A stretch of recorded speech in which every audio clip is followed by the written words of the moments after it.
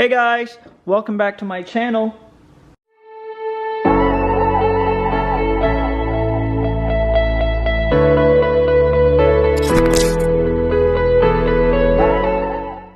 So for today's video, I would like to share my study techniques or how to study effectively.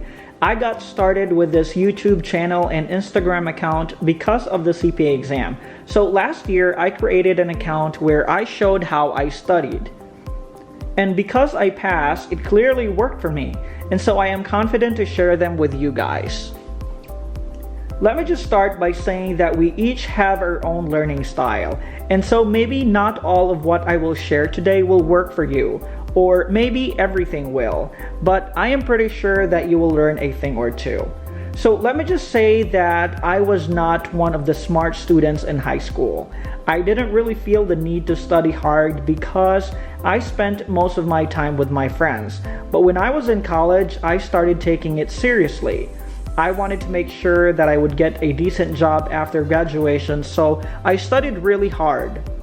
I know some people who were born smart and gifted and all they wanted was to read and read and read. But some people just developed the desire to study. I am one of those people.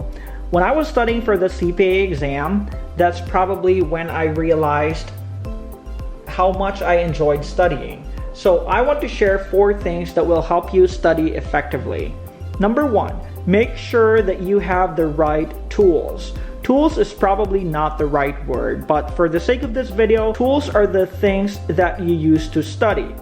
I want to make this the number 1 point because this is key to your success in studying. Not everything that you will have to study is interesting. There are so many boring topics that regardless of how many times you read them, your brain is still blank. This is where your tools will come to your rescue. So I'm going to show you some of the tools that I use. I have different colored pens, sticky notes, and different colored highlighters.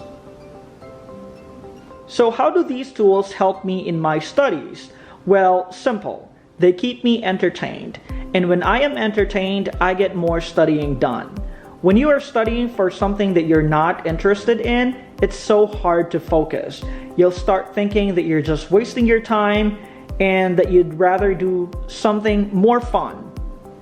I've always said to myself that I have ADD or something because I get bored easily. And this is true when I study. As soon as I'm done reading a few sentences, I suddenly feel the need to get up and drink water or do laundry or watch a YouTube video or do some push-ups or whatever. And so these highlighters, pens, and sticky notes serve as my distraction. I trick myself into thinking that highlighting is more fun than watching people's Instagram stories. So when my reading attention span expires or something, I start reading notes. I read a memory book last year and I learned that when you're studying, the more colors your eyes see, the more effective your brain will be. That's why people don't like to watch black and white movies anymore, because you feel more alive when you see colors. So make sure you incorporate that in your studying.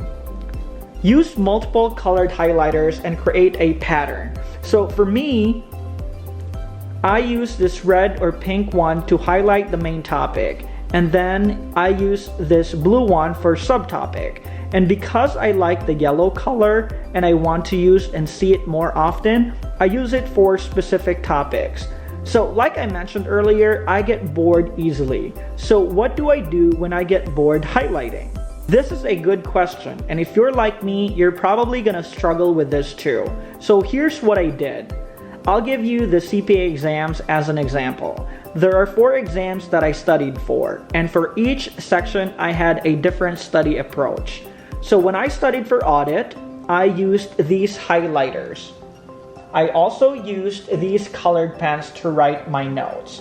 And then when I moved on to a different section, I didn't use the highlighters. I used my iPad instead for all of my note takings. So there's an app called GoodNotes, which is awesome for digital note taking. And then when I moved on to Another section, I bought these different colored sticky notes, and that's where I wrote my notes. Then I posted them on the wall in the basement next to where I was studying. I also bought a small whiteboard and used it as well. Now that's probably too extreme for other people, but it worked for me. The whole time I was studying, I had fun. I looked forward to my study time every day. And as weeks and months went by, I developed this desire to read and to study. I'm not saying that you should do all these stuff that I did, but you gotta find something that would make studying fun and bearable. Number 2, have a routine and stick to it. If you are studying for a big exam for some time, make sure that you have a routine. Consistency is very important. You need to treat studying as a part of your day. We normally have a specific time for when we eat lunch or dinner, or when we shower, or whatever. When it comes to serious studying, you need a specific schedule too, and you need to stick to it. I like studying in the morning, so I would normally wake up at 5 a.m. to get started.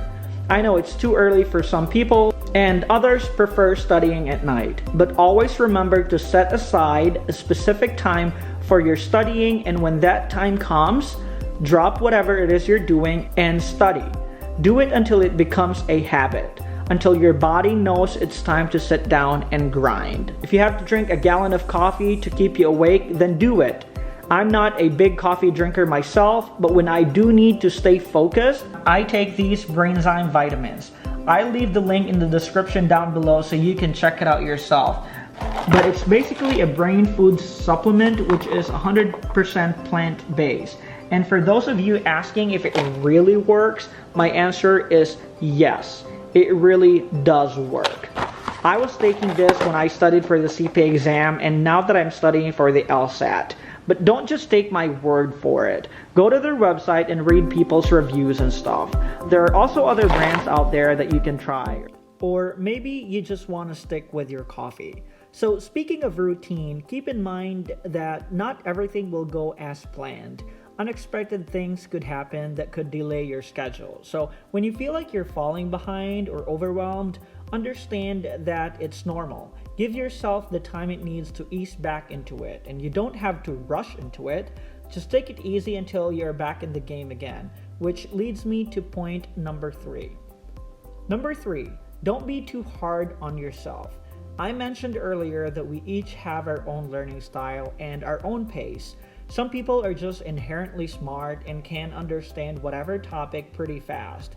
But there are also us, average people, who sometimes need some time to fully understand what we're studying. Just like when I'm reading about a certain topic that I'm not familiar with, I'm not ashamed to say that sometimes, I have to read it multiple times before I understand it. And it's true that it can be frustrating, especially when things just don't make any sense. But you know what? It is part of the process. Sometimes I have to Google it or watch a YouTube video about it just so I can fully understand it. But just remember that you can't expect yourself to know everything or to understand everything right away. It takes time. So don't compare yourself to others, because others just read faster and they learn faster, but it doesn't mean you're less of a student. Always remember that studying is a process. You need to learn how to enjoy doing it. It's hard to expect great results if you're just doing it because you have to. If that's your mentality, then you will feel miserable the whole time you're studying.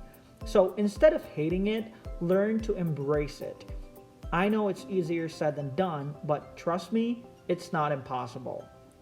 That's all I have for you today, and if you have any questions or you want to share your own study techniques, feel free to leave them in the comments down below.